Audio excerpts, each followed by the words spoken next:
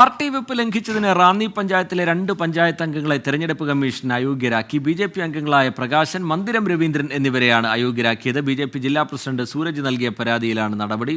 ശ്രീകുമാരൻ പത്തനംതിട്ടയിൽ നിന്ന് വിശദാംശങ്ങളുമായി നമുക്കൊപ്പം ചേരുന്നുണ്ട്. ശ്രീജിത്ത്, ഈ തെരഞ്ഞെടുപ്പ് കമ്മീഷന്റെ ഇടപെടൽ ഇപ്പോഴുണ്ടായിരിക്കുന്ന ഒരു പശ്ചാത്തലം എന്താണ്? എന്തായിരുന്നു ഈ പരാതി? സംഭവം എന്താണ് ശ്രീജിത്ത്? ചെറിയൊരു തിരുത്തുണ്ട്. അതായത് ഈ BJP പഞ്ചായത്ത് അംഗം വിനോദാണ്. അദ്ദേഹം 4ാം വാർഡ് അംഗമാണ് എന്നാണ് ഏറ്റവും കൂടുതൽ മനസ്സിലാക്കുന്നത്. ഇതുകൂടാതെ മന്ദിരം രവീന്ദ്രൻ രണ്ടുപേരും BJPയുടെ പഞ്ചായത്ത് മെമ്പർമാരായിരുന്നു. സമാനമായ രീതിയിൽ ഈ പ്രകാശൻ എന്ന ഒരു സ്വതന്ത്ര സ്ഥാനാർത്ഥിക്ക് വേണ്ടി ഒരു വോട്ടെടുപ്പ്, ഒരു തെരഞ്ഞെടുപ്പ് നടന്നിരുന്നു. അവിടെ പ്രസിഡന്റ് സ്ഥാനത്തേക്ക് ഒരു തെരഞ്ഞെടുപ്പ് നടന്നിരുന്നു. ആ വോട്ടെടുപ്പിൽ പാർട്ടി വിപ്പ് പങ്കെടുക്കാതിരിക്കാനായിരുന്നു പാർട്ടി വിപ്പ്. പക്ഷെ അത് ലംഘിച്ചുകൊണ്ട് വോട്ട് ചെയ്യുകയായിരുന്നു. ഈ പ്രകാശന് വേണ്ടി, പഞ്ചായത്ത് പ്രസിഡന്റ് പ്രകാശന് വേണ്ടി വോട്ട് ചെയ്യുന്ന ഒരു സാഹചര്യമായിരുന്നു ഉണ്ടായിരുന്നത്.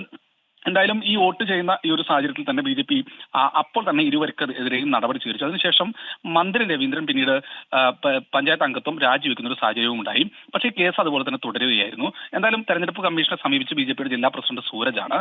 ഇന്നാണ് തെരഞ്ഞെടുപ്പ് കമ്മീഷൻ ഔദ്യോഗികമായി ഇരുവരെയും തെരഞ്ഞെടുപ്പിൽ മത്സരിക്കുന്നതിൽ നിന്ന് വിലക്കിക്കൊണ്ട് ഉത്തരവിറക്കിയിരിക്കുന്നത്. എന്തായാലും നിയമ നടപടികളായി മുന്നോട്ട് പോകും തന്നെയാണ് BJP ജില്ലാ നേതൃത്വം ഇപ്പോൾ അറിയിച്ചിട്ടുള്ളത്.